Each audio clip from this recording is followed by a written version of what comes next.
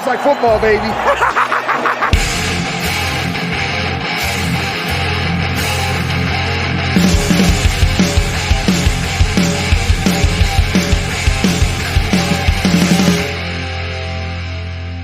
What up, guys? Welcome back to the Fantasy Football Smackdown. I'm your host, Kyle August.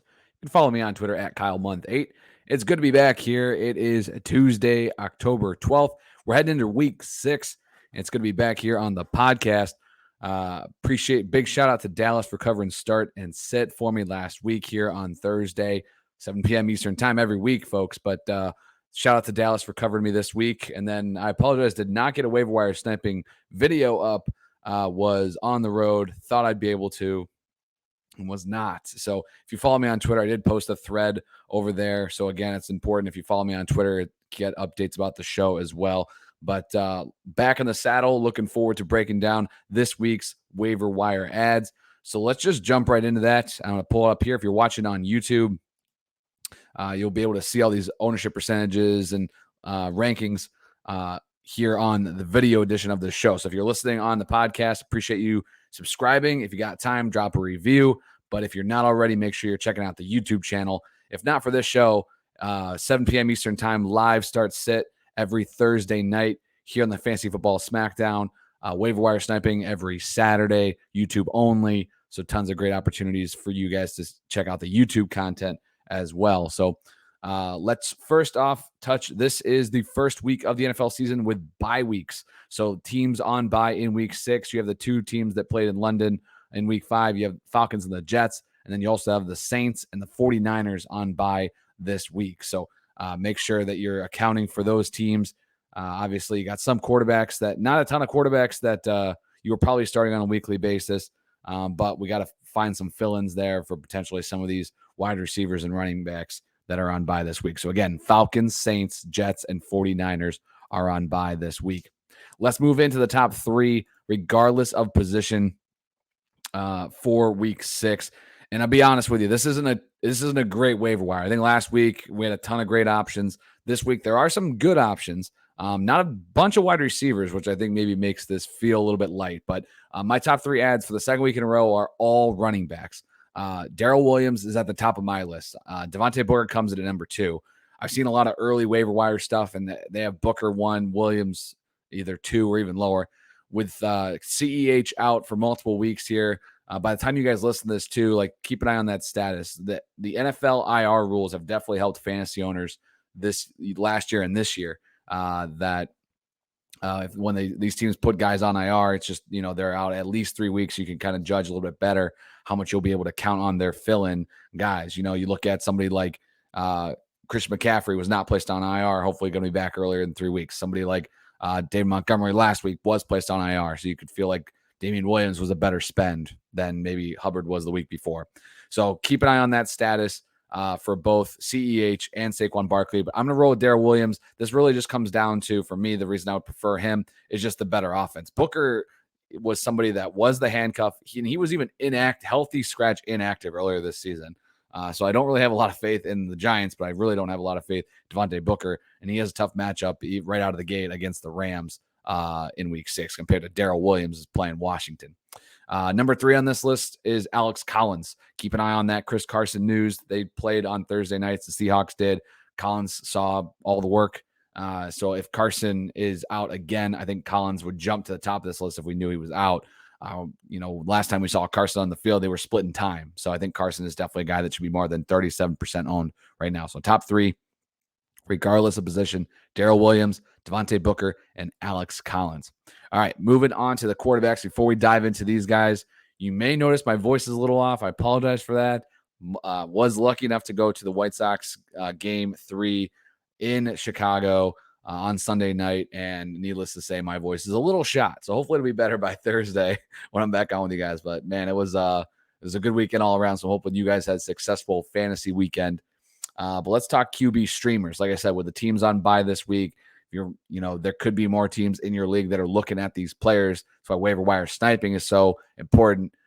Because if you're looking at, the team that was maybe starting Trey Lance this week as a streamer, maybe he's been rolling Matt Ryan in deeper leagues. There could be more guys in your league trying to add these quarterbacks than usual. But My threshold on this show is always 50%. If it's 50 or under, they make the list. And that applies here for Mr. Trevor Lawrence. The dude's been running, getting some rushing touchdowns as of late, building up that fantasy production. And he gets the helpless Miami Dolphins, technically a home game, but it's in London. Another London game this week in week 6. Lawrence is 50% owned. He's my top streamer heading into week 6. Number 2 on this list is Taylor Heineke. He gets the Kansas City Chiefs. He's coming off a disappointing game. It's his first game in the last month that was under 20 fantasy points, and Kansas City has given up the second most fantasy points to quarterbacks on the season. Now, they've played some good ones, but I think Heineke can be a fine streamer for you this week, and he's 16% owned. Carson Wentz actually currently playing right now. They're at halftime as of recording this on Monday Night Football. Carson Wentz gets the Houston Texans at home. 14% owned is Carson Wentz. He would be number 3 on this list for quarterback streamers. Number 4, Mack Jones. He gets the Dallas Cowboys. Jones only has 5 passing touchdowns on the season. Obviously, he's not a rusher, but every quarterback prior to week 5 that's faced the Dallas Cowboys defense has at least 300 passing yards. And obviously, the Giants will never really know due to the Daniel Jones injury. He was definitely not on pace for those big numbers, but I think Mack Jones, you could do worse than him, but I obviously would want to hope that Lawrence or Heineke was on your waiver wire. And number 5, literally just because there's nobody else, Jacoby Brissett at Jacksonville. He's 3% owned. Not a lot of real positive things to say about it if you got to roll with Brissett, but if I got to get to 5 here, that's how I'll rank them. So Lawrence, number 1 at 50% owned. Heineke at number 2, 16% owned. Wentz at Houston, 14% owned. Mack Jones, and then Jacoby Brissett round out the top 5 streaming quarterbacks for this week that are available on the waiver wire. A couple stash options. Jameis Winston, I have the hardest. I have him in a couple leagues. I keep benching him in the wrong spots. He's really tough. His pass attempts have been low. We saw Taysom Hill have a concussion in week 5, and now the Saints are heading into a bye week, so we're not really going to hear much. But Jameis still playing good enough to keep that job, hold on to it. And his next 4 weeks coming off the bye are pretty solid. At Seattle, Tampa, and Atlanta at home, and then at Tennessee. So if you are streaming and you're having to roll any of the like Wentz or Jones Brissett group, and Jameis Winston is for whatever reason either out there or is dropped, he's a guy that you maybe even be able to sneak through another week since the Saints are heading into a bye week. But I think I'm going to have a decent amount of faith in Jameis over the next month coming off the bye. And that team should be getting a little healthier with Michael Thomas not too far away as well. He's been doing this with just a cast of characters. So I like Jameis as a serious stash candidate. And I put Ryan Fitzpatrick on here. There's word that he could be back sooner rather than later. If you're in super flex leagues, that's the only spot where I would just double check to see if he was maybe dropped and someone was trying to stash him on the wire. All right, running backs. I already talked about these top 3 guys at the top, but to expand a little more, I got Daryl Williams, Devontae Booker, Alex Collins. Obviously, the injuries with CEH and Saquon Barkley could be big for these guys. Williams is the guy that was still seeing a decent amount of work even before the CEH injury, so I think he'll be the lead back there. Booker, again, is just somebody that I don't necessarily trust on a fantasy perspective. I don't even think he's like a Hubbard situation where it's kind of like a plug and play. He's got a tough matchup in week 6, so he's worth a stash. If anything, he's kind of, for me, it's kind of like I'm playing keep away just in case I'm wrong. And then Alex Collins, who, if I knew Carson was going to be out even another week or 2, he'd be at the top of this list for me because I think he's the best running back. He's in the best situation as far as having the job to himself if he was the guy. Collins is 37% owned and should be owned in more leagues. Number 4 on this list for me is J.D. McKissick. Didn't have a great fantasy day in week 5. Gibson had the 2 rushing touchdowns, but McKissick and the Washington football team will be going up against Kansas City in week 6. McKissick's 45% owned, and the game script should be one that McKissick is involved. So I'm okay jumping back on that bandwagon after having a disappointing week. Number 5, Khalil Herbert, running back for the Chicago Bears. He's got Green Bay this week. He's 19% owned. He played 3 more snaps than Damian Williams, had 2 more carries. Didn't have any targets, so it seems like Williams will have the passing down role. But I expect this to be like a 60-40 split with Damian Williams going forward, if not 50-50. So Herbert should definitely be owned in more leagues, only 19% owned. Some deeper league ads. Jerick McKinnon, 1% owned. If CEH is out for 3-4 weeks, McKinnon is going to see the passing downs work. He was playing more even before CEH went down on Sunday night. So he's a guy that you need to add in some deeper leagues. I know we've been here before, but if it's in a deep league, he probably should be somewhere closer to 5 to 8% owned. And then Jarrett Patterson, the running back for the Washington football team. It came out that Gibson had a stress fracture in his shin, and then he lays a big fantasy day down. But Patterson saw a few more carries than he's usually seen. And this is a guy that I'm just stashing. He's definitely one of those handcuff type running backs that, is, again, readily available anywhere, only 2% owned. All right, wide receivers. Usually this is where we can bring it all back, man. The waiver wire gets real strong usually once you hit the receivers. But this week, not so much. Of course, my boy Tim Patrick's at the top of the list. I talk about him on every damn show. At this point, I should be buying myself a Tim Patrick jersey, I feel like, because I hype this guy up all the time. And I know he's not going to be a league winner for you, but the dude hit, again, a solid game in week 5. He now has 12 or more fantasy points and half PPR in 4 of his 5 games. Yes, Jerry Jeudy will be back, but for now, Tim Patrick's definitely a usable guy. And as we get to the bye weeks, you're going to be looking for these types of players that you need to have on your roster. So Tim Patrick, 31% owned, gets the Raiders at home this Sunday. Rondelle Moore comes in at number 2. He's 40% owned. He gets the Browns this week. I think this is a longer-term play. He had 6 targets. We've seen him get a decent target share a couple times this year. That in week 5, those 6 targets were second on the team. And with Max Williams going down, there could be more targets to go around in this offense. They could be rolling more 4 wide receiver sets, and Moore has already been finding his way on the field a little more. See what I did there? All right, number 3 on this list is Hunter Renfro. Lots going on, obviously, in Vegas, but he has 6 targets in every single game. That'll continue. He's Tim Patrick light. If you're PPR, you can go with Renfro. If you're half PPR, I'd go with Patrick, but Renfro is 45% owned. He's at number 3 on this list for me. Cadarius Tony is at number 4, 18% owned. He might even be over Renfro if I knew he was healthy, but he was dealing with an injury right now, as is, it seems like, everybody on this Giants team. So monitor that situation. Tony's a guy that should be owned in much more leagues than 18%. And number 5 on this list is Amonrah St. Brown, the rookie wide receiver for the Detroit Lions. He's 3% owned, 8 targets in back-to-back games. This Lions team has to throw a lot. It just seems that they don't throw consistently to pretty much anyone. Every time you think you have your finger on it, it changes. We've seen it with Cephas and Khalif Raymond, and now St. Brown is looking like he could be a guy there for the Lions. This is a team that's going to have negative game script a lot. We know that. But he, again, it's a little light on the wide receivers this week, but St. Brown would be a guy that I would take a look at. Being only 3% owned, he might not be on people's radar, but I'm okay taking a stab at this kid. So again, Tim Patrick, Rondelle Moore, Hunter Renfro, Cadarius Tony, and St. Brown, with just mentioning, watch out on that Tony injury. And then I got one deeper league ad at the wide receiver position. Curtis Samuel is hurt again.